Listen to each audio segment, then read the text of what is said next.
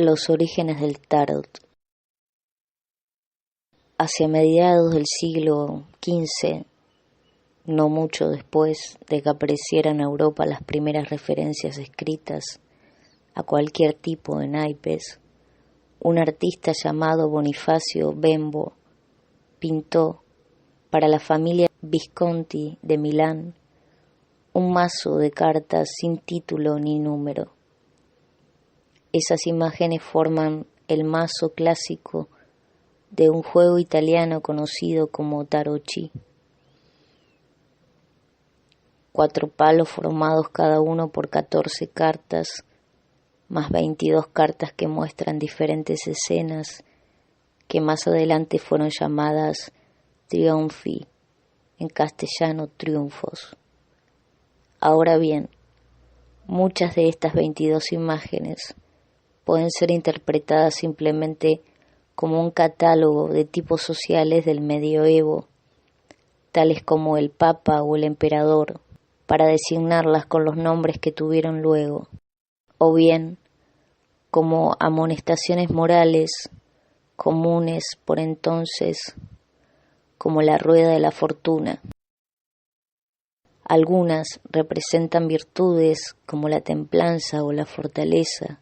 En otras se ven escenas religioso-mitológicas como los muertos, que al clamor de la trompeta se levantan de la tumba para acudir al juicio final. Hay incluso una carta que representa una herejía popular, la imagen de una papisa que podemos describir como un chiste sobre la Iglesia, con una significación bastante profunda de lo que generalmente alcanza el humor eclesiástico. Podemos considerar a esta imagen herética como algo profundamente arraigado en la cultura popular y por ende obvio para alguien que se propusiera representar tipos medievales. Hay sin embargo una figura que se destaca como bastante extraña. Es un hombre joven colgado cabeza abajo por la pierna izquierda de un simple marco de madera. Tiene las manos puestas detrás de la espalda con descuido, de manera que forman un triángulo con la cabeza en el ángulo inferior, y la pierna derecha está doblada detrás de la rodilla, de manera que la figura recuerda una cruz o bien el número 4. El rostro parece relajado e incluso se diría estático. Se pregunta uno de dónde sacó Bembo esta imagen, que ciertamente no representa a un criminal colgado en la horca, como han supuesto después algunos artistas. La tradición cristiana consigna que San Pedro fue crucificado cabeza abajo, ex profeso para que no se pudiera decir que copiaba a su Señor. Sin embargo, en el antiguo Edda se cuenta que el dios Odín estuvo 9 días con sus noches colgado cabeza abajo del árbol del mundo, no como castigo, sino con el fin de alcanzar la iluminación, el don de la profecía. Pero esta escena mitológica se deriva a su vez de la práctica concreta de los chamanes, hombres y mujeres médicos, en lugares tales como Siberia y América del Norte. En la iniciación y capacitación a los candidatos al chamanismo se les dice a veces que se cuelguen cabeza abajo precisamente como lo muestra el naipe de Bembo. Aparentemente, al invertir la posición del cuerpo, se produce una especie de beneficio psicológico, de la misma manera que el hambre y el frío extremo pueden inducir resplandecientes visiones. Los alquimistas, que junto a las brujas fueron posiblemente los sobrevivientes de la tradición del chamanismo en Europa, se colgaban también de la misma manera, creyendo que de esa forma los elementos en el esperma vitales para la inmortalidad descendería hacia los centros psíquicos situados en lo alto de la cabeza.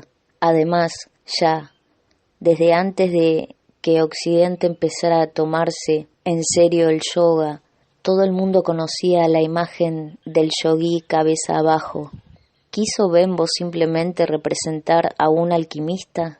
¿Por qué no usó entonces la imagen más común del hombre barbudo, revolviendo un caldero o mezclando diversas sustancias? La imagen que en mazos posteriores se llamó el colgado y que más adelante hizo famosa T.S. Eliot en La tierra baldía, no se parece tanto a un alquimista como a un joven iniciado en alguna tradición secreta. ¿Sería el propio Bembo un iniciado? Así parece sugerirlo la forma especial de cruzar las piernas, un signo esotérico de las sociedades secretas. Y si el artista incluyó una referencia a prácticas esotéricas, ¿no podría ser que las otras imágenes, aunque superficialmente parezcan un comentario sobre la sociedad, en realidad representen todo un cuerpo de conocimientos ocultos? ¿Por qué? Por ejemplo, el mazo original contenía 22 cartas, y no digamos 21 o 25, números que resultan más significativos por lo común en la cultura occidental. ¿Fue por casualidad o sería que Bembo, o quizás otros a quienes Bembo se limitó a copiar, deseaba representar con disimulo los significados esotéricos relacionados con las 22 letras del alfabeto hebreo?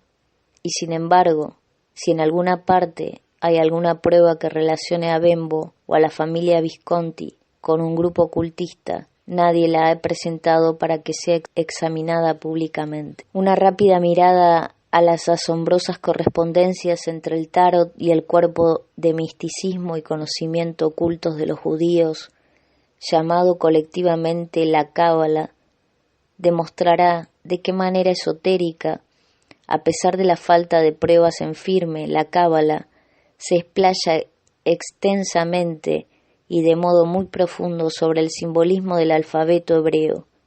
Las letras están relacionadas con las vías del árbol de la vida y a cada una de ellas se les dan sus propios significados simbólicos.